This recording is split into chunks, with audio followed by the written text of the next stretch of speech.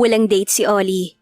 Yun ang konklusyon ni Michelle dahil sa tuwing nahahagip ng paningin niya ang binatilyo ay wala itong kasama o kasayaw na babae. He was drinking some sparkling wine. Minsan ay kausap nito ang mga kabarkada.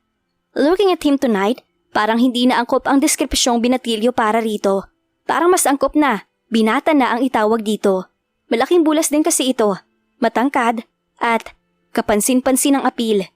Narinig niyang tumikim si Wayne. Agad niyang ibinalik ang atensyon rito. They were on their table now. Hindi ako masosorpresa kung ikaw ang ideklarang prom queen ngayong gabi. Anito, nakangiting na pailing siya. Kanina mo pa ako binubusog sa mga direkta at hindi direktang papuri. Baka malunod naman ako. Inabot niya ang kanyang inumin at dinala iyon sa kanyang bibig. Fruit punch lang iyon na kaunti lamang ang alcohol content. Habang sumisimsim ay muli siyang napasulyap kay Oliver. Hawak nito ang kupita sa isang palad. Ang isang palad ay nakapamulsa. And he was laughing together with his friends. Gusto niyang mangiti. Gusto niyang mga lumbaba habang pinagmamasdan ang pagtawa nito. At gusto, shit. Lumingon sa kanya si Oliver at huli na para mag-iwas siya ng paningin. Nag-ugnay ang mga mata nila. And Michelle felt lost. Parang bigla ay naglaho ang lahat ng nasa paligid niya. At ang tanging natira lamang ay sila ni Oliver. At ang magkahinang na mga mata nila. I can't help it. Anang tinig ni Wayne na pumasok sa pandinig niya. Iyon ang nagpabalik sa kanya sa realidad. Disimuladong ibinalik niya rito ang paningin. Lady, tandaan mo, kapag pinuri ka ng isang lalaki, ay paniwalaan mo yun dahil hindi yun kasinungalingan. Well, thanks, I'm flattered. Hanggang sa hindi na naman niya napaglabanan ng sarili at muling sinulyapan ang kinaroroonan ni Oliver. Wala na ito roon. At hindi maintindihan ni Michelle ang sarili kung bakit nais niyang igala ang paningin para hanapin ito. Pinigilan niya ang sarili. Halos hindi na niya na-e-enjoy ang gabing yon dahil natutuon sa batang De Castro ang kanyang atensyon. When Wayne asked her for another dance, pinagbigyan niya ito. Nagtungo sila sa dance floor at nagsayaw na saliw ng isang sweet music. Michelle? Hindi nagsalita si Wayne, sa halip ay tinitigil lang siya nito. Huwag mo kong titigan. You're making me uncomfortable. Sita niya rito. Alam kong alam mo ang mga prioridad mo sa buhay. And maybe boys are not included in your list. Pero gusto kong sumugal, Michelle. Pwede ka bang ligawan? Ano? Alcantara. Ani ni Oliver na biglang sumulpot sa tabi nila. Madilim ang mukha nito, matalim ang mga mata, at halos magsalubong ang mga kilay. Napatigal sila ni Wayne sa pagsasayaw. Can I have a word with you? Now. Mariin itong wika. You too, Michelle. Dugtong pa nito bago tumalikod at humakbang paalis. Nagkatinginan sila ni Wayne. May pagtatanong sa kanyang mga mata. Tila pareho naman silang clueless ni Wayne. Sumunod sila kay Oliver. Mabibilis at malalaki ang hakbang ni Oliver. They ended up on the school garden. Sa wakas ay tumigil si Oliver sa paglalakad. Namewang ito. Mariin ang pagkakakapit ng mga palid sa bewang. Nawiwirduhan na talaga siya sa ikinikilos nito. Nang makalapit siya kay Oliver, nagsalita si Wayne. Oliver! Hindi natapos ni Wayne ang nais sabihin. Siya naman ay napatili. Paano ay tila kidlat na umigkas ang kamao ni Oliver at tumama iyon sa mukha ni Wayne. Sa lakas ng impact, ay sadsad ang huli sa lupa. Oliver, ano bang problema mo? Galit na sita niya rito habang dinadaluhan si Wayne. Okay ka lang? Huwag kang magalit sa akin, Michelle, kundi sa lalaking yan. Angel ni Oliver. Matalim na tingin ang ipinukol niya rito. Ikaw tong basta-basta na lamang nanununtok. Nakatayo na si Wayne. Masama na rin ang tingin nito kay Oliver habang pinapahid ang dugong pumuslit sa nahiwang labi. Si Oliver hinawakan siya sa braso at hinila patungo sa tabi nito. Dinuro nito Wayne gamit ang libreng palad. That bastard is making a fool out of you, Michelle. One-on-one De Castro? Hamon ni Wayne kay Oliver. Huwag mong idamay si Michelle sa issue mo sa akin. Naiinis na iwinasiwas niya ang kamay ni Oliver na nakakapit sa braso niya. Pinaglipat-lipat niyang tingin sa dalawang lalaki. Gusto niyong magsabong? Fine, paalisin niyo muna ako. Naiinis na wika niya bago sinamsam ang laylayan ng gown niya at umastang aalis na. Gusto niyang makalayo mula sa dalawa, but definitely she's not finished yet with Oliver. Kukumprontahin niya ito. Hindi niya palalampasin ang ginawa nito. Nakipagpustahan si Alcantara na mapapapayag kanyang maging date niya ngayon. Anang dumagundong na boses ni Oliver na nagpatigil sa tangka niyang pag-alis. Dahan-dahan siyang lumingon Nagpapantig ang kanyang tenga. Ano uli? Oh, but she heard him, loud and clear. Binato niya na nagtatanong na tingin si Wayne. Hell, parang bigla itong namutla. Masyadong matatabi lang dila ng mga kaibigan mo, Alcantara. Narinig ko silang pinag-uusapan ng tungkol sa pustahan nyo. Ipinangangalandakan mo daw na sisiw lang yun sa'yo kahit pa nga ba may animosity sa pagitan nating dalawa. So, anong premyong makukuha mo? Hindi yun totoo. Agad na depensa ni Wayne. Don't believe him, Michelle. Binitiwan ni Michelle ang lalayan ng gown niya. Humakbang siya papalapit kay Wayne bago buong langkas na sinampal ito. Tiningnan din niya ng masama si Oliver bago tinalikuran ang mga ito. Michelle! Paghabol sa kanya ni Oliver. Sira na ang gabi ko, Oliver. Huwag mo nang masirain pa. I don't deserve this. Mariin niyang sabi bago tuluyang umalis. Ni hindi siya makaiyak sa sobrang inis na nasa dibdib niya. Hell, hindi niya iiyakan ang bagay na yon. Sa kasamaang palad, naniniwala siya kay Oliver. Kilala na kasi niya ito. Oliver De Castro can be a lot of things, but he's not a liar. So, pinagpustahan lang pala siya? Mapait na napailing siya. Is this even real? Sino ba siya para bigyan ng ganoong importansya? O baka hindi naman talaga siya ang target ni Wayne sa pustahang yon, kundi ang rival nito na si Oliver. Hindi na bumalik pa sa pagtitipon si Michelle. Gusto niyang mapag-isa, pero wala naman siyang mapuntahan na lugar sa eskwelahan na nagbibigay sa kanya ng peace of mind. Ngayon ay nakaupo siya sa isang malawak na hagdan. Nag-iisip, nalulungkot. Sinuliya pa ni Michelle ang sapatos na ngayon ay wala na sa mga paa niya. It was now on the steps katabi niya. Hinubad niya iyon kaninang pagkaupo niya dahil ramdam niyang nananakit na ang mga paa niya. Sa kakalakad marahil. Kung gusto mo nang umuwi, tayo nang umuwi, Michelle. Anang tinig ni Oliver. Malumanay iyon. May bahid ng pag-aalala. Michelle sighed. Parang spy ang lalaking ito dahil kanina pa sunod-sunod sa kanya. Akala siguro nito ay hindi niya ito napapansin. Siyempre, nag-aalala sa iyo yung tao, Michelle. Anang isipan niya. I'll do the explaining, or wag na lang nating sabihin sa kanilang nangyari. Dagdag pa nito kahit hindi naman niya ito pinapansin. Hanggang sa maupo na rin ito sa hagdan. Talk to me. Mas gusto mo bang hindi ko na lang sinabi sa iyo ang natuklasan ko? Di ba sabi nga nila, hindi ka masasaktan ng isang bagay na hindi mo alam. Pero mas maganda namang malaman ang katotohanan, kahit masakit pa yon, di ba? Tinapunan lang ni Michelle ng tingin ang binata. Sorry. Anito maya-maya. Muli siyang napabaling rito. Para saan? Aniya, kung maagang sitwasyon lamang iyon ay siguradong hindi niya iyon palalampasin at bubuskahin niya si Oliver na marunong pala itong mag-sorry. Sa pagsira sa gabi mo, I guess. Pagak siyang humiti. I'm surprised. Ipinagtanggol mo ko sa halip na gamitin na natuklasan mo laban sa akin. You know, pwede mo kong asar-asarin tungkol ron.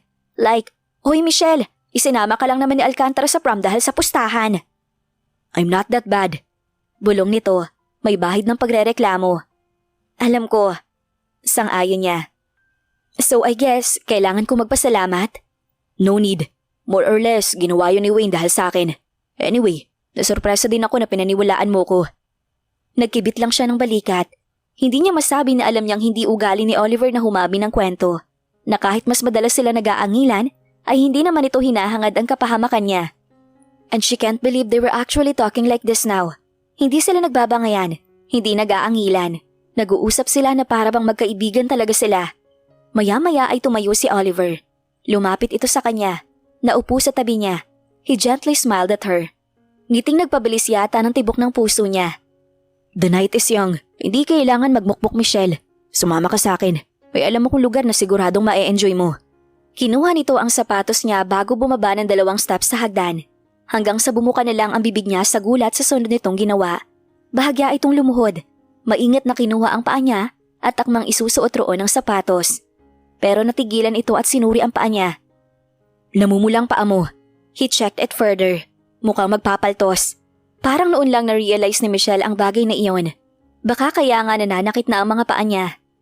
Nanibago siguro ang mga paa ko sa mamahaling sapatos.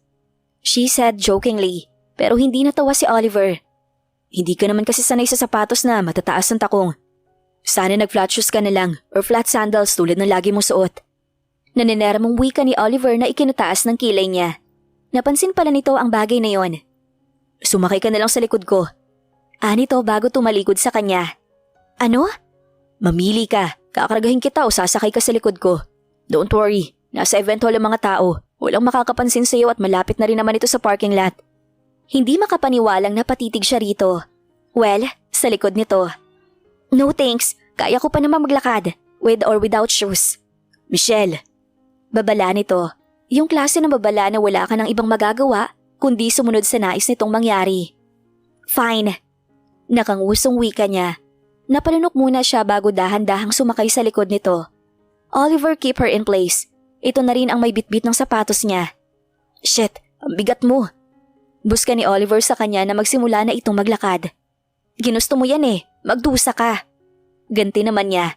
And then she realized she was all smile. Magaan ang pakiramdam niya. Hindi lang magaan, kundi masaya din siya. It was not totally a sad night after all. Imagine, prinotektahan siya ni Oliver. Hindi siya nito iniwan. Sa puntong ito, para bang may natapos na kabanata ng buhay nila at may panibagong kabanata na magbubukas. Isang pagkakaibigan, malamang. Bakit nga pala may rivalry sa pagitan niyo ni Wayne? I mean, kung okay lang itanong ang bagay na yon. Hindi ko kasi talaga alam ang dahilan. Obviously, kaya nga ako nagtatanong, di ba? Narinig niyang tumawa si Oliver. First year high school. Nire-recruit niya ako para maging bahagi ng brotherhood nila. Tumanggi ako. Pagkatapos, napasama ako sa ibang fraternity. Ayun, pinersonal na niya. And you know me, hindi ako nagpapa-intimidate. So there. Ganun lang? Ang babaw naman pala. Pride ang tawag doon. Maya-maya ay umungol si Oliver. Tila ba nagdadabog? Michelle, ang bigat mo talaga. Kung sa bagay, malakas ka nga palang kumain. Ikinayom ni Michelle ang isang kamao at ipinukpok iyon sa ulo ni Oliver. Hindi naman ganoon kalakas. Para ka nagtatrabaho sa construction site kung kumain. At, binatukan mo ko? Tawa ng tawa si Michelle. I can't believe binatukan mo ko. Amazona. Michelle laughs aloud. Hindi niya mapigilan ang sarili. Namalaya at buong siglang tumawa. O ay ka, hindi naman malakas Hindi mo ba alam na pangit sa lalaki ang magkomento tungkol sa timbang ng isang babae? Kung sa bagay, hindi ka naman talaga gentleman. Ganti niya. Ganun? Gusto mong bitawan kita? Sige nga. Natatawang hamon niya.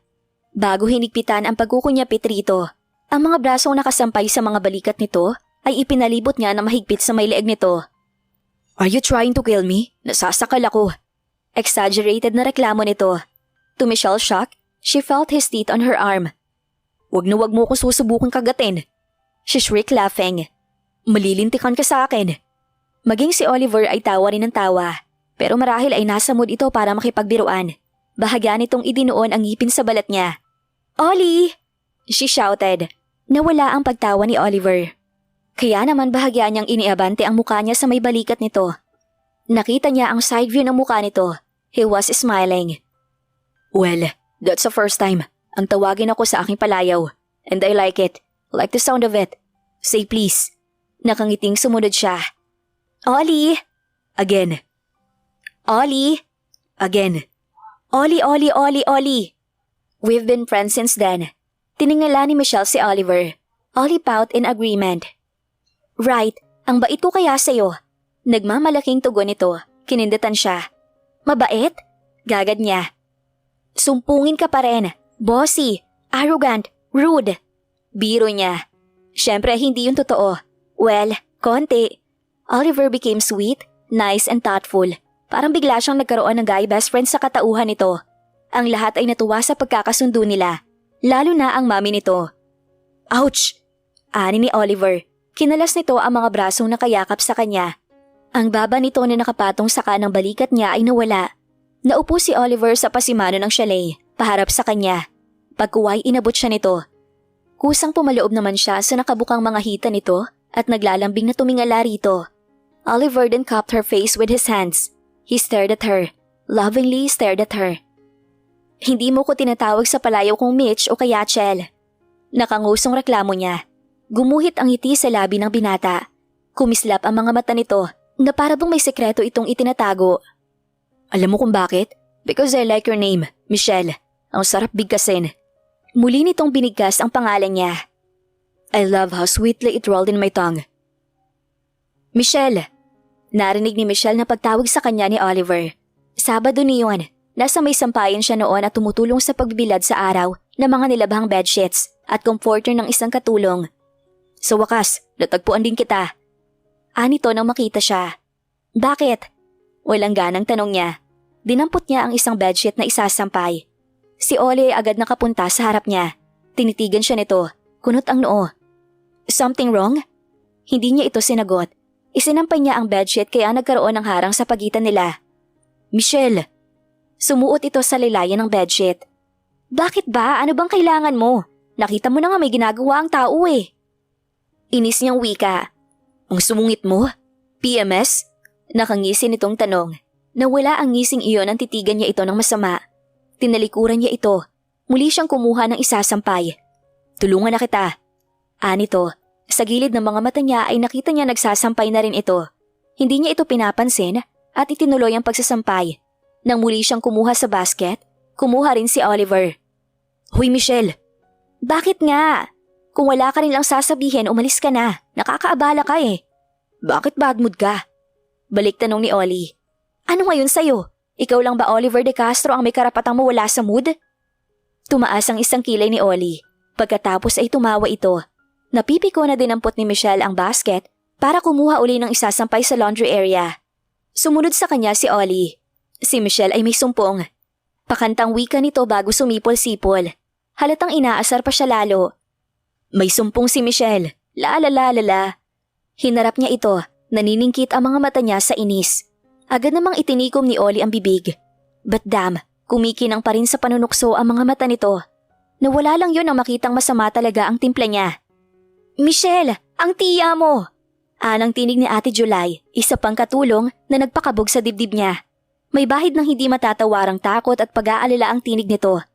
Nabitiwan niya ang basket at tinakbo ang kinaroroonan nito. Si Ollie ay agad ding nakaagapay sa kanya. Bakit Ate July? Ano ho nangyari kay Chang? Natatarantang tanong niya habang halos takbuhin ang pagpasok sa mansyon. Natagpo ang nakahandusay sa kusina. Binalot ng lamig ang katawan ni Michelle. Ho? Michelle, anang malumani na tinig ni Oliver. Tayo nang umuwi. Kanina pa nakauwi ang mga nakipaglibing. Tumidilim ang paligid, mukhang uulan. I promise ma'am na susunod na rin agad tayo sa kanya sa pag-uwi. Mauna ka na. Paus ang boses na tugon niya. She bit her lower lip hard. Pero muling na malibis ang mga luha niya. Iniwan na rin siya ni Tia Marcela, nag-iisang kamag-anak na kilala niya. Inatake ito sa puso at hindi nakaligtas sa ataking iyon. She was now 6 feet under the ground. She felt lost. Ngayon ay talagang nag-iisa na siya, ulila. Naramdaman niya ang pagpatong ng mga palad ni Oliver sa mga balikat niya. Bahagyang pumisil iyon. Doon na siya tuluyang hindi nakapagpigil. Bumulala siya ng iyak. Oliver comforted her. Niyakap siya nito. Kinakalma. Nag-iisa na lang ako, Ollie. Iniwan na nila akong lahat. Pagtangis niya, naninikip ang dibdib sa sobrang pagdadalamhati. Iniwan na nila ako. Paano na ako ngayon? Hey. Humiwalay ito sa yakap. Sinapos sa mga palad ang kanyang muka. Oliver wiped away her tears. Hinuli nito ang mga mata niya. You're not alone. You hear me? Hindi ka nag-iisa. You still got me, Mom, and every single person in the house. I will always be there for you. Pagkatapos niyon ay muli siya nitong niyakap. Mahigpit na niyakap. Oh Michelle! Yun ang huling rumihistro sa kamalayan ni Michelle bago siya nawalan ng malay. Nang balikan ng malay, isang nakasabit na dextrose ang unang namulatan niya. Hindi pamilyar sa kanya ang silid na kinaroroonan, pero mukhang nasa isang ospital siya. Pumikit si Michelle. Inaalala ang huling nangyari. And just like that, muli na namang namalibis ang mga luha niya. Narinig niya ang pagbukas ng pinto. Bago pa niya mapunasan ang mga luha ay bumungad na si Oliver. Michelle, agad itong nakalapit sa kinahihigaan niya. He held her hand. Oh, thank God. Thank God you're awake now. Anitong hindi maipagkakaila ang pag-aalala. Bakit ako naka-dextrose? You need it, Michelle. Ilang araw ka nang hindi kumakain at mahina na ang katawan mo. Bukod sa lagi ka pang puyat at bumuntong hininga ito. Dahil doon ay bumigay ng katawan mo. Hinimatay ka kanina. Tinawagan ko na si Mommy. She's on the way now. Nag-iwas siya ng paningin. Kasabay niyon ay ang muling pagtulo ng mga luha niya. Michelle, usal nitong tila hindi alam ang gagawin kapag ganoong tumutulo ang mga luha niya. Ibinalik niya ang paningin kay Oliver. Ayoko dito. Ayoko sa ospital. Nananakit ang lalamunan at garalgal ng wika niya. Ayoko dito, Ollie. Nagtangka siyang bumangon at pilit hinahablot ang dextrose. Maagap na niyakap siya ni Ollie. Okay, calm down. Iuuwi na kita. Shh, you'll be alright, Michelle. I promise. Tahimik siyang umiyak sa balikat nito. Papasok ka na? Gulat na bulalas ni Oliver nang makita nitong handa na siyang pumasok sa eskwela kinabukasan. Nakasuot na siya ng uniforme. Nakasukbit na ang bag sa balikat at kip-kip na ang 2 libro sa kanyang dibdib. Ito ay kabababa lamang ng hagdan. Nakaligo na. Bagaman hindi pa ito naka-uniforme, knowing him, mukhang wala itong balak pumasok. Normal kasi na sa ganitong oras ay handa na rin ito sa pagpasok. Si Ma'am Olivia naman ay sadyang tanghali na kung gumising. She pressed her lips and nodded. Bumukas ang pagtutol sa mukha ni Ollie pero inunahan na niya ito. Mukhang hindi ka papasok. Mauuna na ako. Magko-commute na lang ako. Michelle, I think you should. What? Putol niya rito. Rest? Magluksa? Magmukmuk? Hindi ba? Pumiyok ang boses niya kaya nag-iwas siya ng paningin. Hindi ba dapat ay sinasanay ko ng sarili ko na bumalik sa normal na buhay? Gusto ni Ma'am Olivia na doon na okupahin na niya ang isa sa mga silid sa mansyon pero tumutol siya. Pagkagaling sa ospital ay doon pa rin siya tumuloy sa quarters nila ng kanyang tiya. Narinig niya ang pagbuntong hininga nito.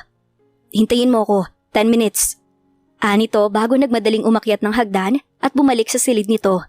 Hindi niya alam kung 10 minuto nga ba ang ginugol ni Oliver para magpalit ng kasuotan. Pero ilang sandali lang ay nakabalik agad ito. They were on their way now. Tahimik silang bumabiyahe. O sadyang ayaw niya makipag-usap dahil ipinikit niya ang kanyang mga mata.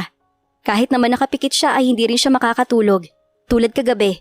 Nakapikit siya pero buhay na buhay ang diwa niya.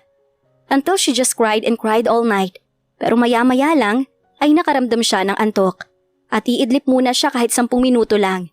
Hindi na kasi niya mapaglabanan ang pagbigat ng talukap ng kanyang mga mata. Napabalikwas ng bangon si Michelle. Agad niyang sinulyapan ang kanyang wristwatch para tingnan ang oras. 2:00. Bulalas niya sa isipan.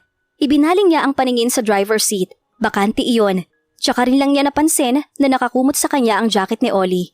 Ang kanyang upuan ay naka-recline. Bukas ang pinto at sariwang hangin ang mahinang humahampas sa kanyang balat. Tumingin siya sa labas at napansing hindi pamilyar sa kanyang lugar. And then she saw Ollie. Malalaki ang hakbang na tinutungo nito ang sasakyan. Gising ka na. Malumani nitong wika. Ngumiwi siya. Hindi ko sinadyang… It's okay. Mas mabuti nga nakatulog ka. I know you didn't sleep last night. How did you know? Gusto sana niyang itanong pero hindi niya magawang usali ng mga salita. Halika. Hinawakan nito ang braso niya at inalalayan siyang makababa ng sasakyan. Nasa na tayo? Sa isang burol. He said. Dahil hindi nito binibitawan ang braso niya, ay napapasunod na lang siya rito. Wait here. Nito bago binitiwan ang braso niya. Umabante pa ng si Ollie ng ilang hakbang. Ollie, careful. Baka mahulog ka. Nag-aalala niyang wika nang mapagtanto na napakataas pala ng kinatatayuan nila at mukhang nasa gilid na si Oliver. Nilingon siya ng binata, nginitian bago muling ibinaling sa harapan ng paningin. And then to her shock, sumigaw ito ng pagkalakas-lakas. Nag-init ang mga mata ni Michelle. Muling nanikip ang kanyang dibdib. Humakbang siya papalapit rito. Nang nasa tabi na siya ni Ollie ay buong lakas na sumigaw rin siya. She shouted her lungs out. Sumigaw siya ng sumigaw habang umaagos ang luha sa mga mata niya. Nang maubos ang boses kasi sigaw, ay nilingon niya ang binata. Feeling better? Tanong nito. There was so much hope and tenderness in his eyes. Tumango siya bago sinugod ng yakap si Ollie. Pakiramdam niya ay nawala ang pamimigat ng dibdib niya sa ginawang pagsigaw. Thank you. She felt Oliver's lips on her head. Napapikit siya. She felt cherished. Tama, hindi siya nag-iisa. May Ma'am Olivia pa siya. Higit sa lahat, may Oliver pa siya. Hindi siya nito iniwan sa pinakamababa at pinakamahinang parte ng buhay niya. From this moment on, she knew she could always count on him. Masarap ding sumigaw sa dagat, lalo na kung medyo maalon at mahangin. That's what I did when I lost Dad. Feeling ko tinatangay ng alon at hangin palayo ang mga alalahanin ko. We'll try that together next time, Michelle. Michelle reluctantly withdrew herself from his embrace. Tinitigan niya ito pagkuway nangingiting na pailing-iling siya. What? Nito. Wala. Tugon niya. Sabay kibit ng balikat. Meron. He insisted. Alam kong may iniisip ka. Nito bago bahagyang sinuntok ang ulo niya ng kamao nito sa pabirong paraan. Abat Ollie! Angal niya sa ginawa nito. Tumatawang lumayo sa kanya si Oliver. Pinaningkitan niya ito ng mga mata bago hinabol. Humanda ka pag nahuli kitang kumag ka. Well, catch me if you can. Nangaasar pang wika habang panay ang layo sa kanya. Hinabol nga niya ito. He was laughing. At nakakahawa ang masiglang pagtawa na iyon. Natawa na rin siya. Ollie, pagod na ako. Nakalabing reklamo niya. Tumigil siya sa paghabol rito. Hinihingal na itinuon niya ang mga palad sa kanyang mga tuhod. He murmured. Nilapitan siya nito para i-comfort. When he was near enough, dinamba niya ito. Naisahan niya ito.